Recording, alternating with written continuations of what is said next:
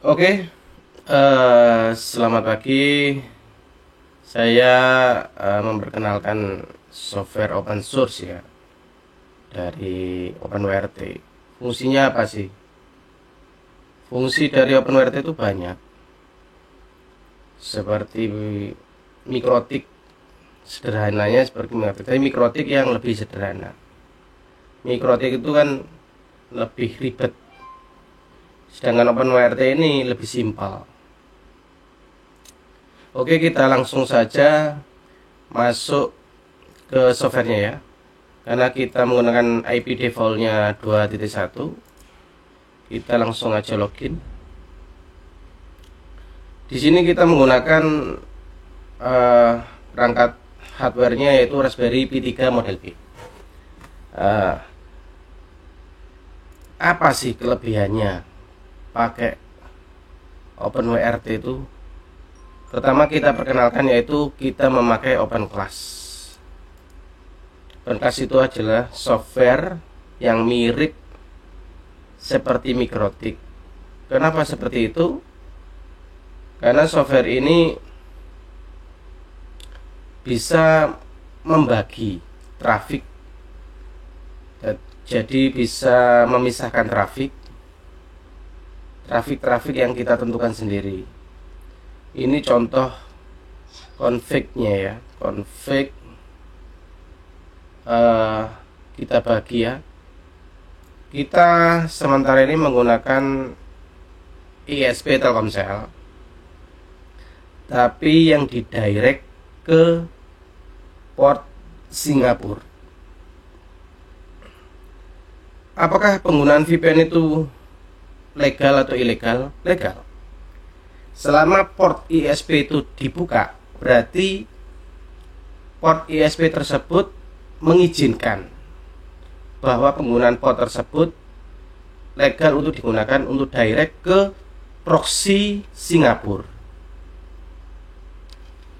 Makanya itu beberapa dari rule set yang saya setting seperti ini, itu ada yang saya direct, maksudnya langsung ke ISP Telkomsel, dan ada yang langsung ke proxy Singapura ataupun proxy Indonesia. Apa sih proxy Singapura ataupun proxy Indonesia? Yaitu VPN yang terhubung ke server Singapura ataupun ke server Indonesia dengan port tertentu. Jadi tidak semua port terbuka. Nah, kok bisa kita tahu bagaimana port itu terbuka atau tertutup? Bisa digunakan check port, tapi kita menggunakan manual. Biasanya port-port yang dibuka oleh ISP itu port 80, port 443, port 3128, port 8080, port 8000. Tapi tidak semuanya terbuka. Kadang ada yang 4 terbuka, ada yang 1 terbuka. Nah, pada saat itu kita yang mencari port yang terbuka tersebut atau yang diizinkan oleh ISP untuk menghubungkan ke proxy server VPN kita. Jadi setelah kita hubungkan, enable maksudnya difungsikan,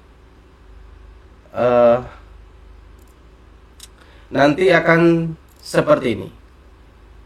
Nah, masuk ke proxy-nya seperti ini. Proxy ini maksudnya masuk ke ini server Indonesia semua ya. Kita punya 3 server ke Indonesia, yaitu ke Jakarta sama daerah Jawa Tengah servernya.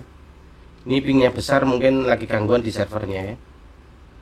Ini pingnya bagus, ini gangguan ini. Di sini ada beberapa rule yang saya pisah, termasuk WhatsApp, Line, game, musik, TikTok, Facebook, Instagram, YouTube, Maxstream, dan global ini untuk selain yang ada saya rule. Jadi kalau tidak masuk rule, dia otomatis masuk ke global atau auto ping, masuk ke proxy seperti ini. Karena ada beberapa ISP yang paketannya itu paketan unlimited, contoh paketan WhatsApp unlimited, sosmed, sosial media unlimited, paketan YouTube unlimited. Nah, ketepatan di ISP Telkomsel ini ada namanya paketan unlimited YouTube, sosmed, musik, itu unlimited semua. Makanya tidak semuanya kita proxy ke VPN. Jadi penggunaan kok bisa kita auto ping, internet tetap berjalan ya seperti kita menyewa RDP komputer. Komputer dari VPN luar atau ke Singapura atau ke Jakarta, kita menggunakan internetnya dari pusat server tersebut. Nah, untuk yang kita ada paketan di ISP tersebut, itu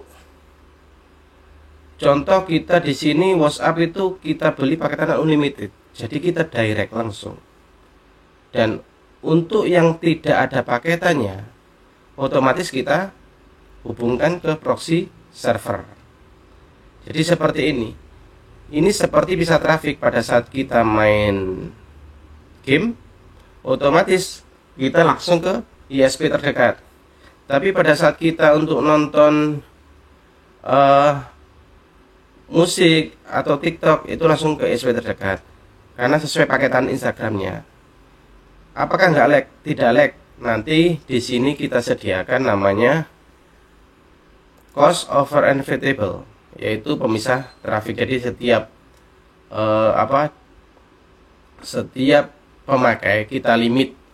Contoh kecepatan internet kita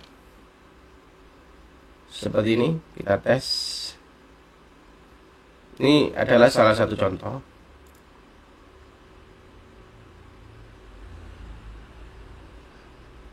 Contoh seperti ini.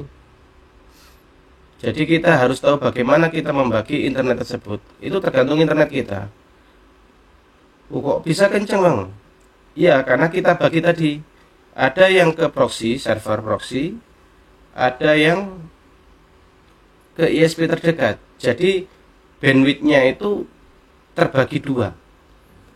Apalagi kita pakai 3 server, berbeda proxy-nya tersebut. Jadi dapatnya seperti ini. Kita bagi aja satu, umpamanya di rumah ada 5 orang. Setiap pengguna HP ataupun orang tersebut bisa kita batasi 10 MB per HP. Itu sudah sangat cukup dan tidak akan lag meskipun salah satu bermain game ataupun streaming. Jadi seperti itu simpelnya ya. Ini masih open class, belum penggunaan lain kayak mikrotik monitor, nah, kayak gini. Ini yang harus terhubung pakai mikrotik. Banyak sebenarnya. Jadi di sini kita menggunakan modem yang unlock. Jadi modem apa yang terbuka. Jadi untuk semua operator. Untuk paketannya sendiri itu varian, tergantung kita. Maksudnya tergantung kebutuhan kita. Kalau saya 1 bulan itu habis rata-rata 70.000. Tapi 70.000 itu 1 bulan itu unlimited. Unlimited dalam arti kan ada paketan yang dari Telkomsel itu yang di unlimitedkan. Jadi ada yang enggak, ada yang di unlimitedkan. Yang di unlimitedkan tadi kita direct. Makanya kita meskipun tanpa kuota, karena unlimited tadi dia tetap jalan. Tapi untuk yang tidak unlimited tadi kita ke proxy, arahkan ke server Singapura tersebut. Jadi seperti itu permisalan memakai internet sendiri di rumah tanpa sewa IndiHome, tanpa sewa provider lain. Jadi penggunaan pribadi lah, tidak untuk di share. Jadi kalau diperjualbelikan ya terserah, nanti resiko ditanggung sendiri. Tapi kalau saya pergunakan untuk rumah saja. Oke, sekian dulu. Terima kasih penjelasan singkat ini. Assalamualaikum warahmatullahi wabarakatuh.